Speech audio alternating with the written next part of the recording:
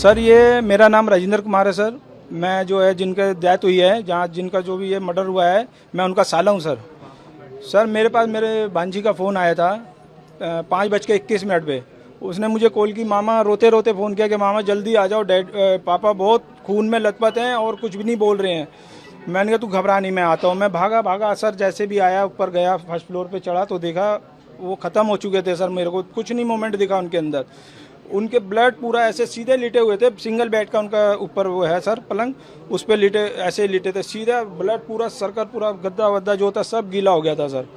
तो सर इसमें कुछ बहुत तगड़ी साजिश है सर, किसी ना किसी की सर। क्या वो क्या करते थे? सर वो रिजर्व बैंक से रिटायरमेंट थे सर, 4-5 साल पहले रिटायरमेंट हो गए थे सर। क्या नाम था? क्या माधव राम जी थे। नहीं फैमिली है सर, ये पूरा मकान नीचे से 2nd फ्लोर तक उनका अपना मकान है, ठीक है सर। तो जो उनकी वाइफ थी वो कोई फंक्शन में 2:30-2:45 बजे यहाँ से वो चली गई थी। उसके बाद उनका बेटा गया सर 3:15 और 3:30 के बीच में। उनका बेटा ऊपर गया, पापा से अपने बात करी है, मतलब एक टी-शर्ट चेंज करने गया था ऊपर। तो उसके बाद वो फिर उनसे बात करके कहने लगा चला गया, वो अपने कहीं पतंग उड़ाने कह रहा मैं जा रहा हूँ।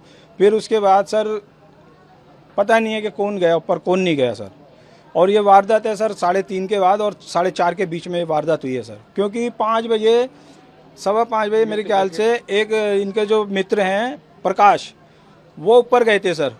तो ये इन्फॉर्मेशन नीचे लड़की को जो है प्रकाश ने आके दी नीचे कि ऐसे ऐसे माधव राम जी के बहुत सारा ब्लड आया हुआ है, ये हो गया। तो लड़की भी ऊपर गई थी सर। और हमेशा गले में वो सोने की चैन, हाथ में अंगूठी पहनते थे, वो नहीं थी सर उस टाइम। जिस टाइम मुझे 2:30 बजे मिले कि उसने बोला, ताऊ ने बोला कि सर तो ड्यूटी नहीं गया। तो मैंने सर ताऊ तो छुट्टी है, संडे है। कह रहा अच्छा बेटा चल ठीक। तो 10-5 मिनट मंदिर के पास बैठे, जो हमारा मंदिर बाहर है। तो उसके बाद क्या हुआ कि इनका डिस्टेंस बन गया, अंदर गए होंगे। अंदर जाने के बाद उन्होंने किसी बंदे से बात करी या कुछ हुआ, एनीथिंग हमें पता नहीं। तो 5:10 पे मुझे फादर का कॉल आता है कि शिवा ताऊ जी के ऐसे ऐसे चाकू लग गया है, बहुत खून बह चुका है, कि जल्दी आओ। मैं सीपी में था, सीपी से भाग के मैं इधर आया। उसके बाद जब सिचुएशन देखी तो उसमें उनका गर्दन कटी हुई, मतलब वो डेड थे उस टाइम तक। फिर हम 100 नंबर कॉल करी, सब कुछ हुआ। तो उसके बाद मृत्यु घोषित हो चुके थे वहीं पे। हम भी समझ गए थे। फिर एक होती है कि चीज़ कि हम हॉस्पिटल जाएं, कि ये जाके उन्होंने फिर सब कुछ बोल दिया कि ये ख़त्म हो चुके हैं। मैं उनका जी ताऊ जी थे मेरे, शिवा।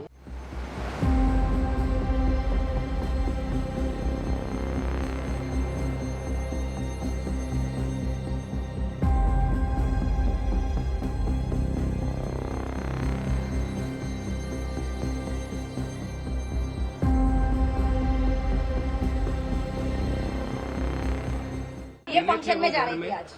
मैं फंक्शन में गई थी। मैंने कहा सिद्धांत के पापा मैं फंक्शन में जा रही हूँ ममता के घर।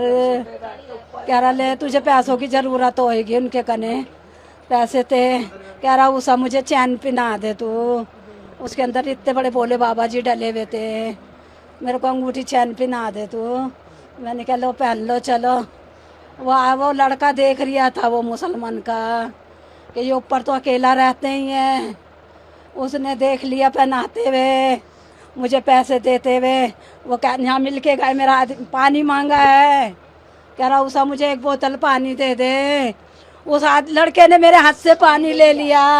कह रिया मैं दे दूंगा, तुम जाओ भाभी, पानी मैं दे दूंगा। मुझे नहीं पता थी कि मेरे आदमी का गला काट देगा वो। मेरा पानी में देके मेरा आदमी का गला काट दिया। वो सो रहे थे, उनका चैन नहीं है उनके गले में, अंगूठी भी नहीं है उनके गले में, हाथ में। अब ऊपर ही सोते थे, खाते पीते सब ऊपर ही थे। बस मैं लेटी भी थी। दिन में यहाँ पे एक अंकल आते हैं, प्रकाश अंकल। बस वो आए मेरे पास कि काकी देख ऊपर क्या हो गया, पापा पूरे खून में हो रखे हैं।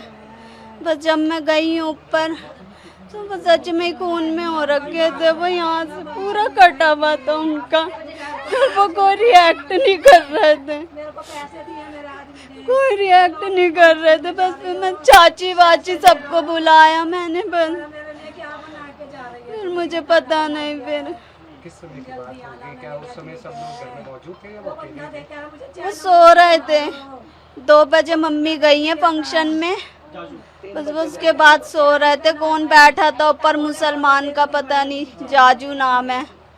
बस मुझे 5 बजे पता चला है।